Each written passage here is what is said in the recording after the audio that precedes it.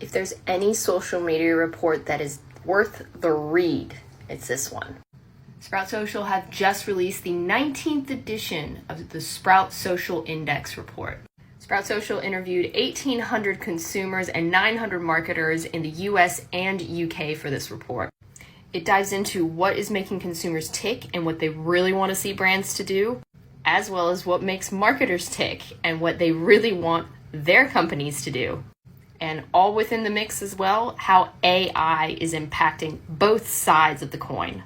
So here's some key stats from the report that are going to tell you pretty much what consumers are asking for and what they really want from brands.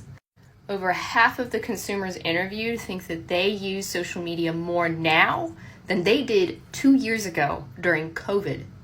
I mean, this stat alone is one of the best arguments as to why you should be investing in social. The top reason why consumers follow brands on social is to be informed about new products and services. This does not give you carte blanche to just constantly sell your products or services. Nearly half of the consumers interviewed also were on social to have access to exclusive deals or promotions. So what does that mean? That means make your social media followers feel really special and keep them informed about new products or services in creative ways. How to use this. Here are situations where you can use this. Frequently asked questions. Who is a good fit for this? Who's a good fit for that? That sort of stuff. Nearly half of them follow brands because the content they post is enjoyable and entertaining.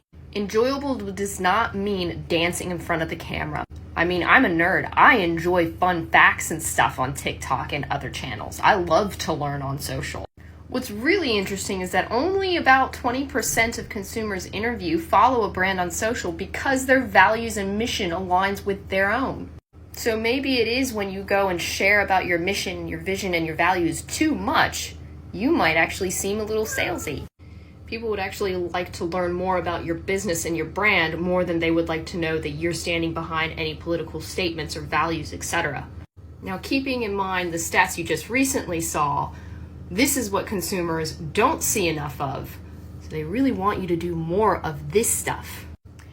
Information about how products are made or sourced, education content that's related to your industry, and then the UGC and customer testimonials. The people want this.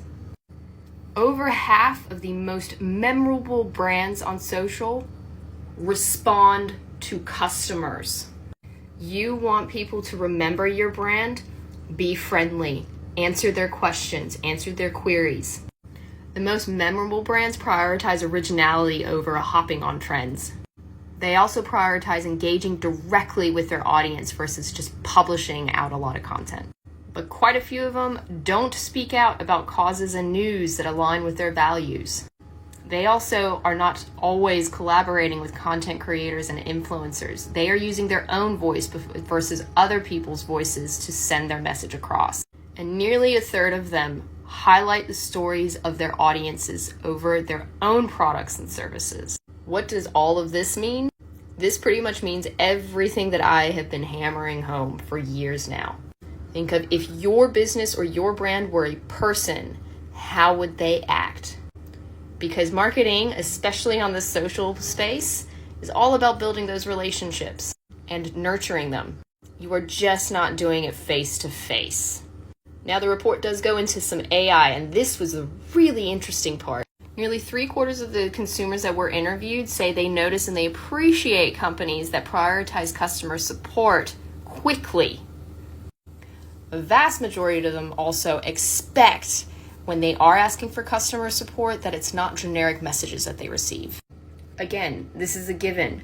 People want to be treated like people instead of numbers, because they are more than likely to be slightly apprehensive of brands that are using AI within their social media interactions. And I guarantee you within months, people will start to notice and pick up when responses have been AI generated versus an actual person behind them.